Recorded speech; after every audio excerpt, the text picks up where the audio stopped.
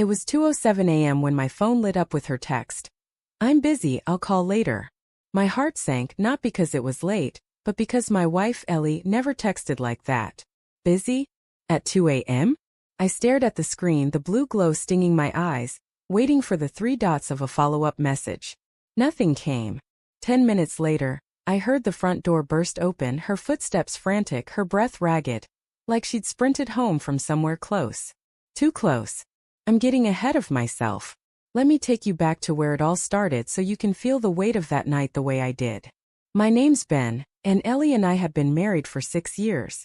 We weren't perfect, but we were solid, or so I thought.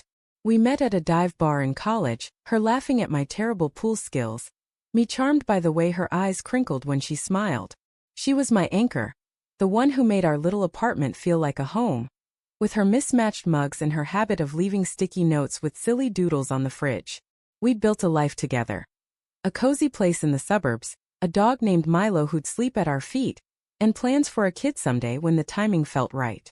Work kept us busy, me at a construction firm, her at a marketing agency, but we always made time for each other. Date nights, lazy Sundays, her head on my chest as we binged old movies. That was us. But something had shifted in the last few months. It was subtle at first, like a crack in a windshield you don't notice until the light hits it just right. Ellie started staying late at work, saying her team was swamped with a new campaign. She'd come home exhausted, her usual spark dimmed, and she'd brush off my questions with a tired smile. "Just work, babe. You know how it is." I'd nod, not wanting to push, but the late nights piled up. Then there were the phone calls she'd take in the other room, her voice low, her words too muffled to catch. Once I saw her lock her phone screen fast when I walked in, like she was hiding something. I told myself it was nothing, maybe a surprise for my birthday or stress from a big project. But doubt is a quiet poison. It seeps in slow, and soon I was noticing every little thing. The way she'd avoid my eyes when I asked about her day, the faint scent of cologne on her jacket that wasn't mine. That night, though, it all unraveled. I couldn't sleep, my mind replaying her text. "I'm busy, I'll call later." Busy where? With who? I lay in bed, Milo snoring softly beside me, the house too quiet without her. I tried calling, no answer. I sent a text. "Everything okay?" No reply. My stomach twisted, a mix of worry and something uglier. Something I didn't want to name.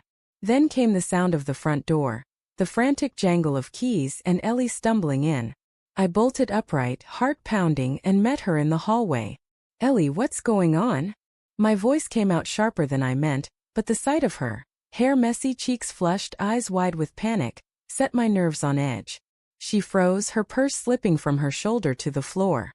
"Ben, I didn't think you'd be awake." Her voice was shaky, not like her at all. She was wearing her work blazer, but her blouse was untucked, one button undone at the collar. "Where were you?" I asked, stepping closer. The air felt thick, like it was pressing down on us. "You texted me at 2 a.m. saying you're busy, and now you're running in here like you're being chased. What's going on?" She looked away, her hands twisting together. It's nothing, okay? Just work stuff." I got caught up and work stuff. I cut her off, my voice rising. "At 2 in the morning? Ellie, don't lie to me. I deserved the truth." My chest was tight, my mind racing with possibilities I didn't want to believe. Her eyes flicked to mine, and for a moment I saw something raw, guilt maybe, or fear. Then she sighed, her shoulders slumping. "Okay, Ben. You want the truth? I was with someone." The words hit like a punch, knocking the air out of me. "It's not what you think," she rushed on, her voice cracking. It's complicated. Can we just sit down and talk?" I didn't want to sit. I didn't want to talk. I wanted to scream, to shake her, to make her take it back. But I followed her to the couch, my legs moving on autopilot. Milo trailed behind, sensing the tension, his tail low. "His name's Ryan," she said, barely above a whisper. "He's a client." It started as just meetings, drinks after work. I didn't mean for it to turn into anything. Her hands were shaking now, and she wouldn't meet my eyes. Tonight I was at his place. I thought I could handle it, but I panicked. I realized I couldn't do this to you, to us. I ran home. I stared at her, my mind blank, my heart a mess of rage and hurt. "You were at his place?" I repeated, my voice low, dangerous. "You were with another guy, And you're telling me it's not what I think? What am I supposed to think, Ellie? I didn't sleep with him, she cried, tears spilling down her cheeks. I swear, Ben, it didn't get that far. I stopped it. I left. I'm here now, aren't I? But you were there, I said, my voice breaking. You were with him behind my back, lying to me for months. How am I supposed to trust you now? The room felt too small, the walls closing in. I stood pacing, trying to keep myself together. Why, Ellie? Was I not enough? Did I do something wrong? No, it's not you, she sobbed, reaching for my hand, but I pulled away. It's me. I got caught up in the attention, the excitement. Work was so stressful and he was there. But I love you, Ben. I do. I made a mistake. A mistake. The word felt like a slap. I wanted to believe her, to hold on to the life we'd built. But all I could see was her with someone else, her laughter, her touch, given to a stranger. I need time, I said finally, my voice hollow. I can't do this right now. The days that followed were a blur. I slept in the guest room, Milo my only company. Ellie tried to talk, to apologize, but her words felt like noise, empty and useless. I kept replaying her confession, the image of her running home, the betrayal sharp as a knife. I didn't yell or throw things, I wasn't that guy, but the quiet anger was worse, eating me from the inside. Eventually I made a choice.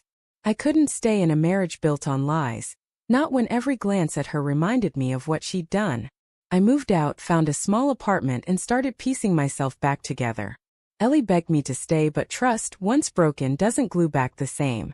I didn't want revenge, not really, just distance, a chance to breathe without the weight of her betrayal. Now, months later, I'm learning to live with the scars. I still see her in the little things. A sticky note I found in an old jacket, Milo's favorite toy she bought. Love doesn't vanish overnight, but neither does pain. Some nights I wonder if I could have fought harder for us. But then I remember her text, those cold words at 2 a.m., and I know I deserve more than half-truths. I'm not whole yet, but I'm getting there, one quiet step at a time. And that's enough for now.